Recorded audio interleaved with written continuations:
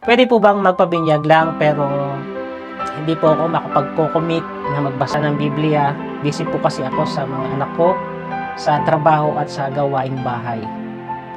Ang tanong po ay parang, pwede po ba akong mabuhay tapos hindi na po ako kakain? Kasi po ang salita ng Diyos ay spiritual food. Para din pong kinakalimutan natin yung mag-pray, pwede po ba tayong mabuhay na hindi po tayo hihinga? Kasi ang panalangin po ay ang hininga ng ating mga kaluluwa.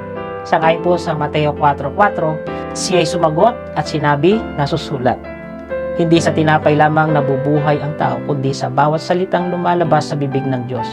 Kung hindi ka nagbasa ng Biblia ngayong araw, magkakaroon ng tagutom sa iyong spirituality.